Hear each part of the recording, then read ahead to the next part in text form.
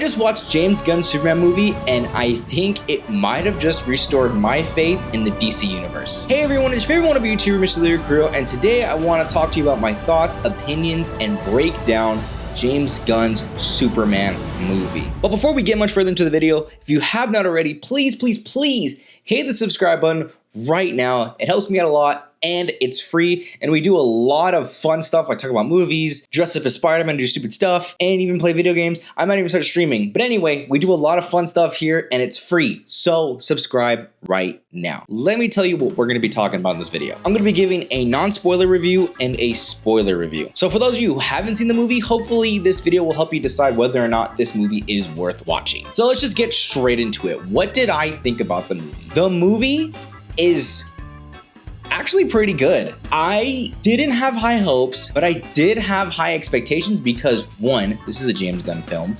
2, this is supposed to be the start of a brand new DC universe, and I'm pretty convinced that we might have a good universe ahead of us. The film has a lot of action, it's a lot of fun, and there's a lot of heart in the film, and I think it shows you what it really means to be a hero, even though there's a lot of people that disagree with your methods. It's like political, but not that kind of political. This film really breaks down morals and what morals mean, what it means to just stand up for justice. And it actually kind of gives you hope in humanity, as cliche as it sounds. Like, I kind of left the movie a little inspired. The casting, by the way, is chef's kiss. Lex Luthor just killed it. The perfect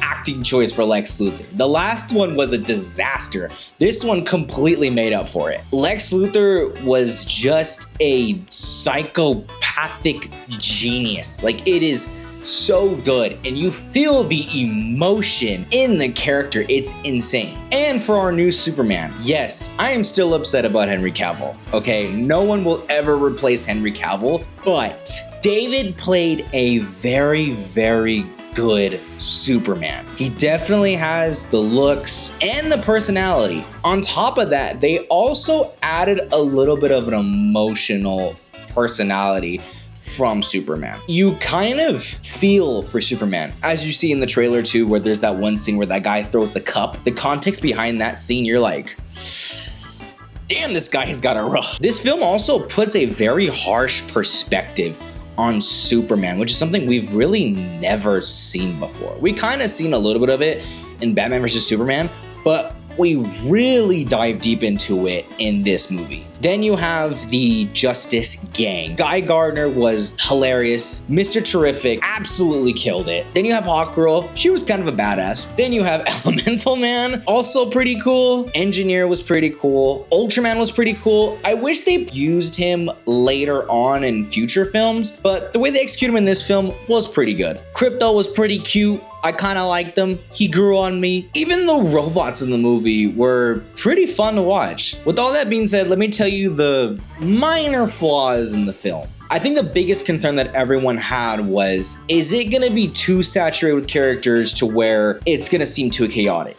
And it is very chaotic in the beginning, and there are a lot of characters to where it is overwhelming at some points, and it's a lot to digest. I feel like you have to know all these characters in order to really understand the context and the hype of these characters. Obviously, this isn't an origin story. James Gunn made that very clear, and it's very clear in the movie. So it's kind of like, all right, the world knows about Superman, the world knows about all these characters, so the audience is kind of expected to know all these characters too, which for the most part, the fan base would know about all these characters, but if you don't know them by heart, which I kind of don't, you will get a little lost. But other than that, it's a really good film. The number one question that I ask myself before I grade a film is, would I watch this film again, or would I go back and rewatch some parts in general? And for this film, yes, I would probably rewatch it, or I would at least go back and watch some certain scenes, because it does get really good at a lot of parts in this movie. Not to mention the final battle at the end is pretty cool. I liked it. There's also another scene too, if you guys remember the trailer where the kid is like raising the flag. That scene scene, it touched me. Like the context of that scene and how it's set up, it's like, I want a Superman in my world. All right, more of the story. If you have not yet watched the movie, stop what you're doing, pause this video,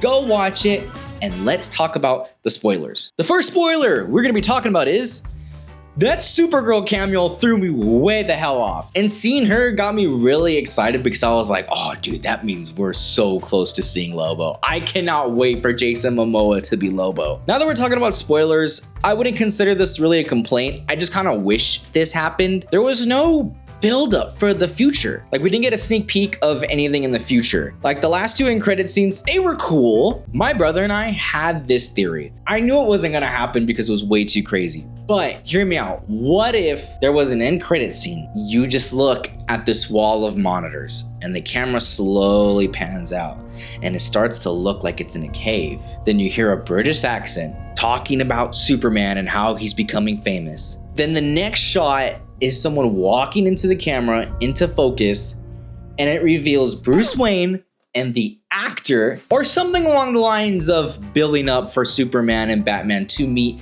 in the future. I guess I was just kind of hoping for some glimpse of the future, but it's not the end of the world that it doesn't have a glimpse, because this film alone is really good and it does get me excited for the next movie. Speaking of Batman though, there is a concern that I have. Now this film is a Superman film, so it's meant to be bright and hopeful, but the number one thing that DC fans always brag about is that, oh, I like DC comics more because they're way more darker than Marvel comics. But this film, again, I know it's just the first film and I know it's a Superman film, but it wasn't very dark. Now, I don't think it's gonna make people immediately hate the DC universe because it's super bright, funny, and full of heart. It's not that big of a deal, but maybe I'm just too used to the Snyder universe, so it's gonna take a little bit of time for me to adjust to a bright universe. But the reason why I said speaking of Batman was because I really hope that the next Batman movie does not have the same tone as this movie. Now, I know James Gunn did say that every DC movie is gonna be different in its own way. We'll have to see. There was something that I told myself that I never thought I would ever tell myself watching a movie. It's that I wished this film was slower. Never in a million years would I ever thought I would wish for a film to have a slower pace. But this movie, it made me wish that there was a little more room for space. I miss like maybe not even the first minute of the film because I went to go run and grab the Galactus popcorn bucket, which I have now. And I felt like I missed like an hour of the movie. This movie feels like a sequel than a start-off film. Like there's just so much going on. Personally, I feel like this film should have got rid of all the superheroes and all the supervillains